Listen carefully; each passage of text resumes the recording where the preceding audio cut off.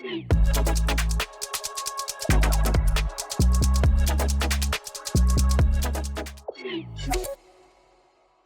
this is Brian Pash, and welcome to another exciting podcast interview.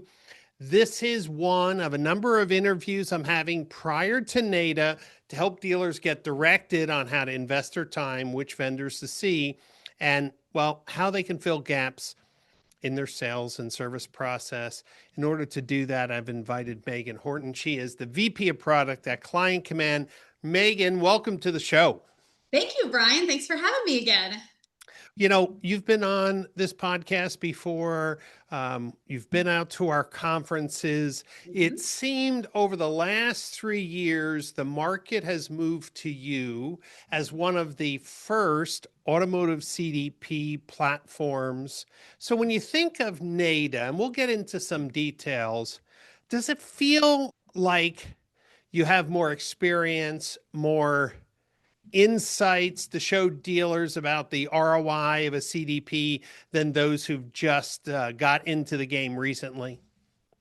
Brian, absolutely. I think over the last several years, as you've seen this transition from whatever acronym of the business, whether CRM, DMS, everybody trying to get into this space or a marketing automation platform, the CDP that Client Command has developed over the last several years, really before CDP was a term, and you and I've talked about this before, in our former life as a business, we created unified customer profiles for our own marketing activation that we were doing on behalf of our clients as a marketing agency for over a decade.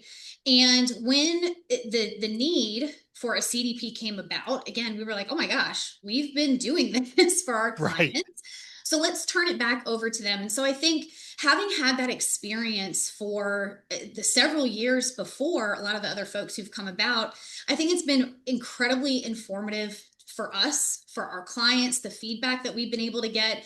And I think there's a lot of things that other partners are bringing to the table that are still in somewhat infancy stages of what a CDP entails and some of the key components that have to exist. So I think there's a lot of things that we have and we're bringing even further into the industry that a lot of folks are looking at us of what should we be doing or what are the questions we should be asking as we're evaluating CDP vendors in the industry, as many are starting to emerge and kind of get either their feet wet in it or have really put a stake in the ground that's what they are, and there's some opportunities again for further partnerships that can take place to help everybody again kind of elevate.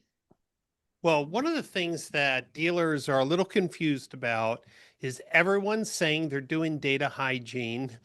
I love some of the new articles that Jonathan, the CEO of Client Command, has been putting out on LinkedIn, very bold that there should be a distance and a separation between a CRM and a CDP, and he brings out his reasons. But one of the things that Jonathan has brought out is that the CRM is a dirty mess. It's a quick note taker. It's an incorrect data collector, where the CDP, that UCP, has to be somewhat protected from being corrupted. It has to be updated. So let's talk about data hygiene for a minute. Yeah. You've been doing this for years. And so when dealers want to know maybe what percentage of their data is dirty and how often are you maintaining these records, how do you answer them? Because unless dealers have gone on the other side of a data hygiene project, they really don't know how bad it is. Yeah, no, you bring up such a great point. And I'm going to hit on, just because I have the opportunity to, on Jonathan's recent articles. They are very bold. I love them. I think it is a huge piece of the conversation today of, well, my CRM vendor says that they're starting to do this, or everybody's trying to be all in one. And I think my kind of perspective on it as we're talking through it is the CRM is excellent for in the moment action, right? It's when a sales opportunity or potentially someone who submitted for a service appointment, which still lives kind of in its own little space. The CDP is everything on the 95% outside of that sales conversation. So it's the pre-lead, right? What's happening on somebody browsing your inventory, if they're in market but hadn't yet been contacted, if you're using something predictive or using Client Command's Active Shopper Network, it identifies these, intent shoppers. Or consumers based on whatever predictive that you're using. Again, the Active Shopper Network being native to Client Commands. Then you've got your active lead, which is again CRM territory, right? But the CDP should be continuing to enrich and capture all of that sales behavior that's taking place between the salesperson and the consumer, and all the back and forth in the CRM. But it's the post-purchase life cycle after either the lead is dead or there's service reminders or loyalty that has to take place. So again, keeping those two things separate and letting the CRM be that operational execution, engage with the consumer in the now, and then letting the CDP again really be that well-rounded long-term both before and after the sales process. So I'll add my kind of two cents on the topic there. But as you ask the question around what's happening from a hygiene and an enrichment perspective, we have built natively into our platform not only the unification, which is what you hear of, we unify all of your consumers into a UCP, a unified customer profile. That's only one piece of it. It's great that you've unified the multiple Megan Hortons, my maiden name, all the phone numbers that I have, the email addresses that I've created over the years. But when those things become outdated and irrelevant There you or go. That's wrong, right. you have to have that be appended and enriched to your records. And so often what I hear, and we get contacted so often around, hey, we have a CDP right now, but what I'm not getting is further hygiene. They're removing my duplicates, but all my contact, I'm getting bad email addresses. I'm getting, these phone numbers that no longer belong to individuals. And we've built Hello. that Yep. as soon as we ingest data from our clients' first party data, whether it's CRM, DMS, website calls, what have you, that those processes are running to make sure that we constantly have the most up-to-date information. So again, that life cycle can take place for continuing to build the relationship and create a great experience. And Megan, one of the things that's missing from a lot of the models that I'm seeing is dealers spend a lot of time and money on email. Yes. And when those emails bounce or are undeliverable, there is still the situation that after a hygiene process, the CRM or their mail delivery platform will refuse to email that because they think something is wrong. Mm-hmm. And for years, the CRM doesn't know this. No one knows it. And I Mm-hmm. think what I've talked with you about and Jonathan about is that not just change of address or, hey, I called a number and it was disconnected, but email delivery is a real big part of all communication. And Yeah. having that signal like, hey, we tried to email these, but the client command email platform recognize these as suspicious, or and to go through a process of getting alternative emails so that the dealer doesn't lose the customer. And I Mm-hmm. think this is where your years of experience with data hygiene separates you from someone who says we just unified Mm-hmm. the data. There's something different in a production experience capabilities resume is Mm-hmm. anybody could unify, but keeping it up to date year after year, that's not easy. It's definitely not. And I think further to that, Brian, it's your activation of that email also has to be done through a reputable partner as well. Which I think is another key thing, especially when we're talking about CDPs, which is first party. Client Command CDP has a unique feature in that our active shopper conquest opportunities are available, again built in natively with our CDP platform.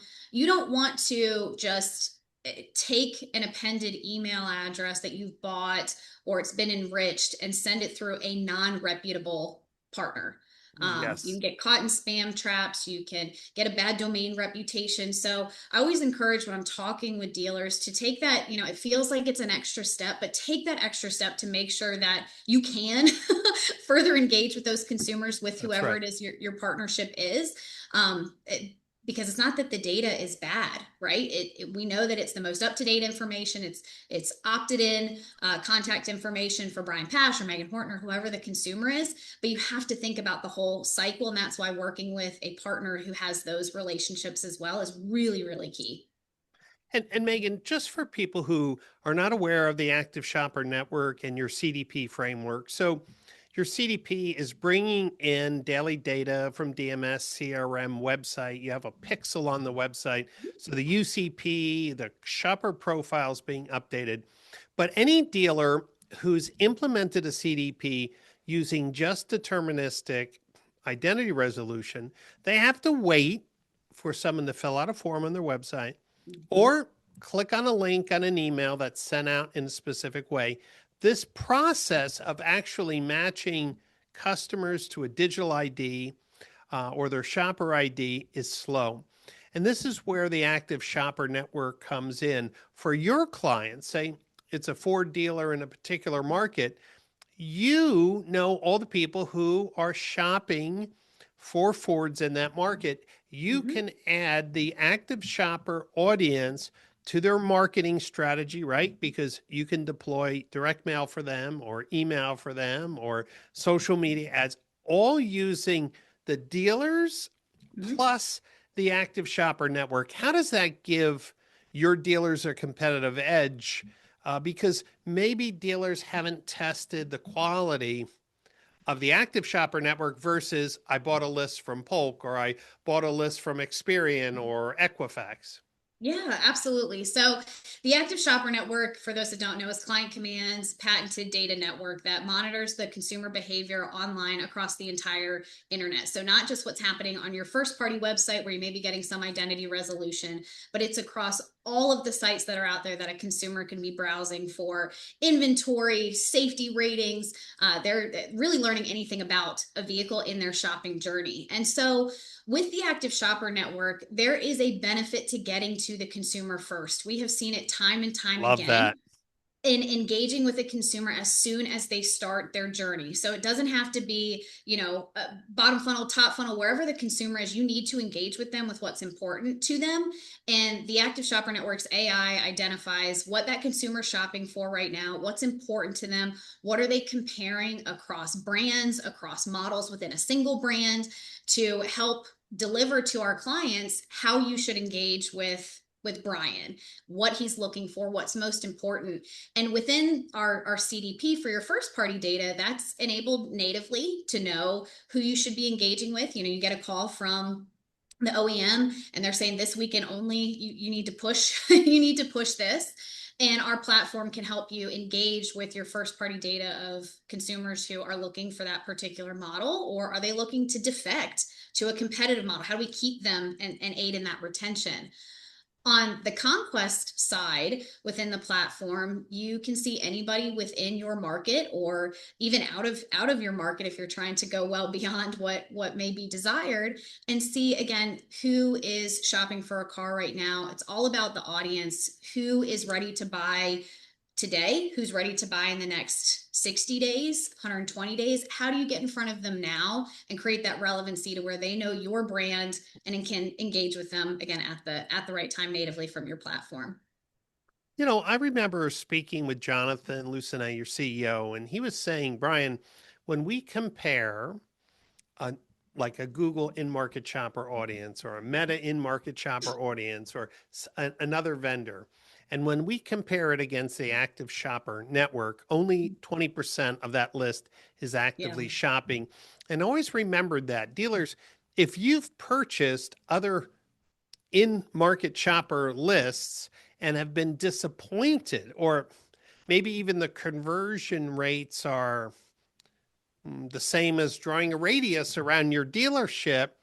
Well, this was an interesting test. Remember, list companies make money by selling quantity, not Mhm. just quality. And so if you have a really good quality list, but it's small, they're going to backfill it. I know that sounds like a harsh thing, but that's the list business. How much can I dilute and still sell it and keep a customer? Mhm. So Megan, I think one of the things that dealers need to understand when they come to your booth is the performance lift in marketing. And I saw a recent uh, case study where you partner with Dealer eProcess that did Amazon advertising. Normal Amazon campaigns performed at X. And what was the lift in Amazon advertising conversions when they used the Active Shopper Network? So I wish, Brian, I had the exact number in my head right now. But what I can tell you is we did this comparison I think it of was like a 4X Amazon, lift. if not more in some stores. We ran a test between 10 and 15 stores, and every single store had an increase in conversion compared to the Amazon list. Some were somewhere around 1 to 2 times. There were some that were 4, some that were Yeah. larger. So exactly what the average is, but that still speaks to it of every little incremental increase that you can have. And the other big piece in this is the audience sizes were also different because the active shopper network, because you know who's actively shopping, were smaller audiences because you're intentionally targeting and engaging with consumers who care about buying a vehicle right now versus this kind of generic geography play that so often when you go to these list companies, they're like, oh yeah, there's 100,000 people. Well, 100,000 people are not shopping right now. Right, I can right. That's guarantee just that. quantity Correct.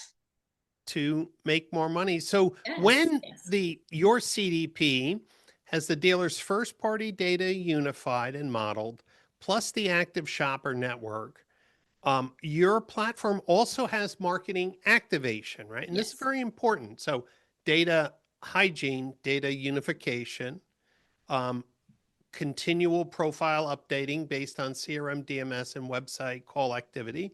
Mhm. Now, I have these audiences and I want to market to these people. Some of the audiences are too small for Google and Facebook. So, what are the options for marketing or communication that you can offer dealers direct through your platform? Yeah, absolutely. So we have several options for activation. And actually, at NADA, we're unveiling kind of a new feature set around our activation hub for both native as well as really vendor agnostic activation, which I think is another huge opportunity for dealers. So within our platform, there is email, direct mail. We have a BDC for when you need outreach to your first party customers, Love as well that. as in the states where it's okay to do outbound phone calls to a conquest record. Meta, OTT, as well as these options to send your audience data via a secure method to an Amazon S3 bucket or a secure FTP. And where that really comes into play, Brian, which it gets me excited, and I mentioned this kind of vendor agnostic approach, is that so often when a dealer is engaging with a new partner, it's kind of this all or nothing move, right? Right. We all are trying to force everybody to use everything that we offer. And while my sales team is going to kill me in saying this, there are some vendors who've worked really well to develop these deep cultivated relationships with dealers, and they want to continue to work with that partner.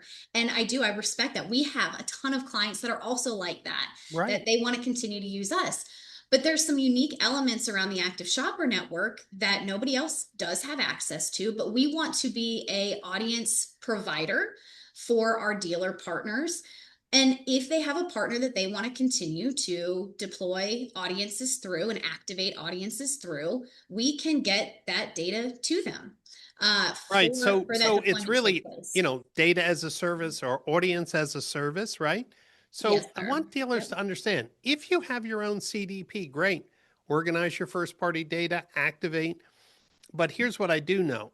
If you don't use an external identity graph, you're limiting the power of a CDP, the follow up of a CDP. And so, Megan, people can come to you and purchase audiences for activation, regardless of what CDP platform or what marketing agency, right? So dealers who want one platform and they want to have one vendor, that could be client command. If a dealer already has a CDP or a marketing agency, fine, just buy our audiences and let us coach you how to best activate them. I think that's the best of both worlds, because today I know that dealers have too many cars sitting on their lot and they need another channel to communicate with active shoppers. And there's only one place for that, and that's the Active Shopper Network. Correct. I think, we've talked about this open vendor ecosystem. When we work together as vendors to better the community and the industry and help our dealers win and elevate, we all get elevated. And that's really where my approach is, and what these next couple years look like, is how do we work together to make it easier, not make it so complex. Man, it is such a pain when you have to get multiple folks on the phone and figure out, okay, well, if the data starts here and then it gets passed here and then passed, what happens along the way? How do we make it easier? How do we make it easier? No, it's so smart, Megan, because look, I've worked with the Morgan Auto Group. They have a big investment in Telium. That's not going to change anytime soon. But if they have stores that need to move inventory, they're not getting enough leads. They need a high quality list that can be activated that's just targeting active shoppers. So it's not an all or nothing. It's really, where could you fit in? Hey, you want to use our audience builder tool? You want to use our activation hub? Or you want a full CDP and a managed service? Yes.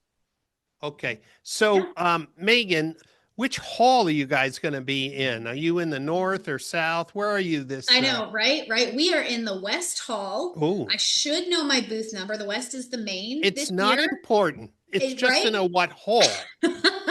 Yes, we are in the main hall. We are in the back, sandwiched between Toyota and Ford. So if you look for them, we'll also have our sign spinning, but you can't miss us right between those two big well, that's easy. There will be a lot of Ford and Toyota dealers there. Yes. Megan, I'm super excited for Client Command because this year you have turnkey, full service CDP marketing activation. You have marketing activation as a service, and you have audiences as a service. I think that would align with every dealer, that they're somewhere needing activation to help them sell more cars, organize their first party data, or supplement their CDP in regards to the Active Shopper Network. Thanks so much for coming on the NADA pregame show. I'll be there. I'll be coming to your booth and seeing all the new things. I hope dealers will as well. Megan, obviously clientcommand.com. If someone wanted to talk to you, what's your best email address? Yes, best email address for me is meganh@clientcommand.com. Great. All right, everyone, mark down on your to-do list, your agenda. Get over to see Client Command at NADA. Maybe you'll see me there as well. Megan, thanks for your time. And thanks for listening in. I hope to see many of our friends at NADA this year. Have a great day.